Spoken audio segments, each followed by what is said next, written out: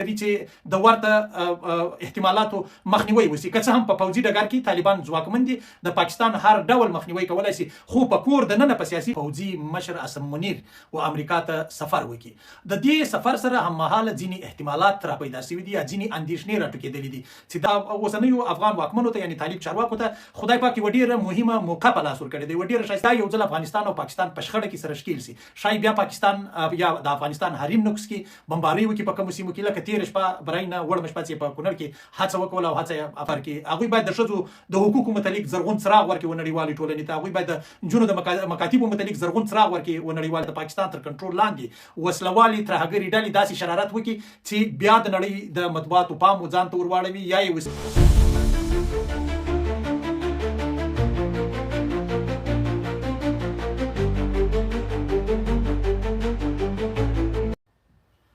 جوړ په خیر، سهار مو نیکمرغه او د چای څښلو وخت دی. د رویټر اژانس د خبر له مخې ښایي ډیر ژر د پاکستان پوځي مشر عاصم منیر و امریکا ته سفر وکړي. د دې سفر سره هممهاله ځینې احتمالات را پیدا شوي دي یا ځینې اندېښنې راټوکېدلې دي چې دا به پر افغانستان باندې هم تاثیر ولري. یوه تر ټولو لویه اندېښنه دا ده چې د عاصم منیر د سفر سره به هممهاله په پاکستان کې د ترهګرۍ یوه پیښه یا لویې پیښې وشي چې د نړیوالو مطبوعاتو پام ځان ته راواړوي. او د پاکستان تیر تاریخ ته په کتلو سره همیشه داسې شوي دي چې پاکستاني چارواکي یا امریکا یا د نړۍ ځواکمنو هیوادونو ته سفرونه کوي، نو په هغه صورت کې بیا د دوی په هیواد کې ورته پیښې کېږي چې ډېری پاکستاني سیاستوال، کارپوهان، د جګړې پوهان او د پاکستان پوهان، د پاکستان خبریالان، هغوی دا وایي چې د داسې پیښو تر شا د پاکستان د استخباراتو او پوځ لاس وي. نو یو احتمال دا موجود دی. دوم احتمال دا موجود دی چې ښایي بیا یو ځل افغانستان او پاکستان په شخړه کې سره ښکېل شي. ښایي بیا پاکستان یا د افغانستان حریم نقص کې بمبارۍ وکړي په کومو سیمو کې، لکه تېره شپه برای نه وړمه شپه چې په کونړ کې هڅه وکړله او هڅه یې افغان ځواکونو ورشنډه کړه. کېدای شي بیا داسې یوه هڅه وکړي او جنګ جګړې ته لار هواره کړي. دا یو بل احتمال دی چې دواړه هیوادونه یو ځل بیا په جګړه کې سره ښکېل شي او دا د نړیوالو رسنیو په سرټکو باندې واوړي. دریم احتمال دا دی چې ښایي د سیمې په هیوادونو کې د پاکستان استخبارات یا د پاکستان تر کنټرول لاندې وسلوالې ترهګرې ډلې داسې شرارت وکړي چې بیا د نړۍ د مطبوعاتو پام ځان ته ورواړوي یا یې وسیمې ته ورواړوي چې څو عاصم منیر ته په امریکا کې له ډونالډ ټرمپ سره د خبرو کولو زمینه مساعده سي، یعنی پر دا موضوع د خبرو کولو زمینه مساعده سي او دا موضوع دوی راوسپړي. دا بل احتمال دی. څلورم احتمال دا دی چې ښایي په پاکستان کې سیاسي بېثباتي اوج ته ورسیږي. د عمران خان پلویان لا نورو احتجاجونو ته لاس ورواچي او د احتجاجونو دا لړۍ لا نوره ګړندۍ سي چې څو پاکستان بیا هم د خبري رسنیو په سر کې راسي او عاصم منیر او د هغه سره تللی ټیم وتوانیږي چې له ډونالډ ټرمپ او د امریکا د نورو چارواکو سره خبرې وکړي او ورته وایي چې ګورئ دا دی زموږ په وطن کې داسې حالت دی او په داسې حالت کې بیا هم موږ هڅه کوو چې تاسو ته لاس درکړو او ستاسو ملاتړ وکړو. پنځم او ډیر قوي احتمال دا دی چې کېدای شي تر ډیره بریده پورې عاصم منیر د امریکا لومړي ولسمشر او لوړ رتبه چارواکو ته د خدای روی ونیسي او ورته وایي چې دا طالبانو به خلاص کړي، دا طالبانو موږ تر چنغړک نیولي او په یوه طریقه باندې مو نه ایله کوي. دا بل ډیر قوي احتمال دی. اوس د دې احتمالاتو په وړاندې افغانستان څه کوي یا افغانستان څه کړي دي یا افغانستان څه کولای شي یا په افغانستان کې موجوده چارواکي آیا د دې احتمالاتو د مخنیوي توان لري، آیا د دې احتمالاتو سره د مقابلې توان لري یا کولای شي هو لري. په دوه ډوله باندې لري. یو خدا ده چې په اوسنیو افغان واکمنو ته یعنی طالب چارواکو ته خدای پاک یوه ډیره مهمه موقع په لاس ورکړې ده، یوه ډیره ښایسته موقع په لاس ورکړې ده.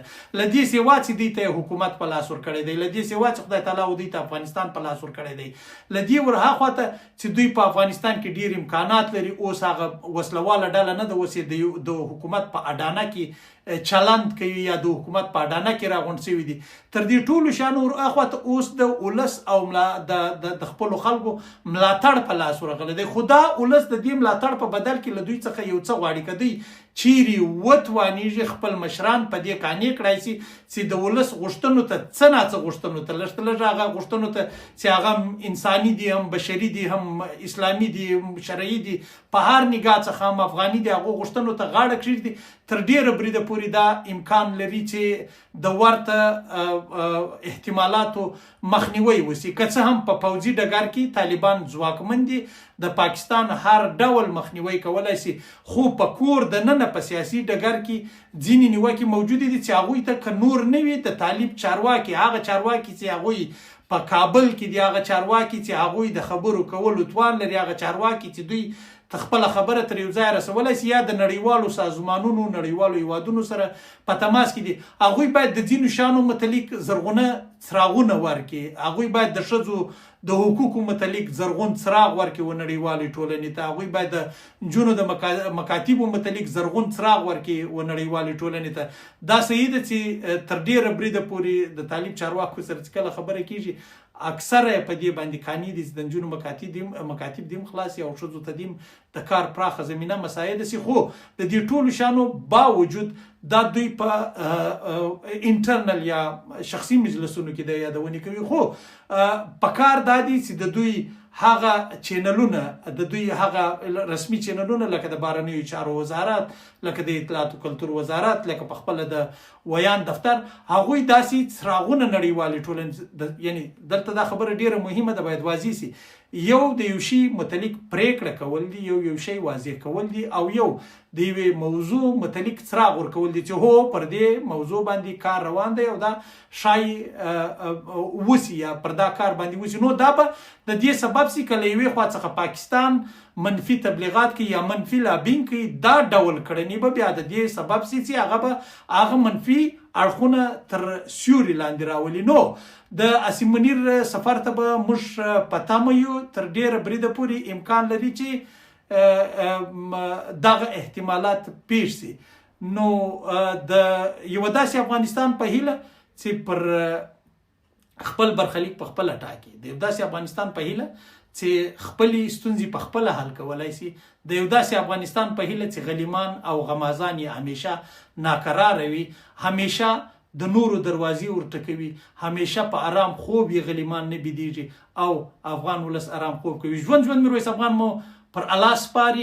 دا زما یوټیوب چینل در سره تعقیبوي، ډیرې خبرې به په یوټیوب چینل کې کوو او تر ډیره بریده پورې کوشش وکړئ چې دا ویډیو تر ډیرو خلکو پورې ورسوي چې خلک خبر شي. خدای مو شاد آباد او بریالي لره. ژوند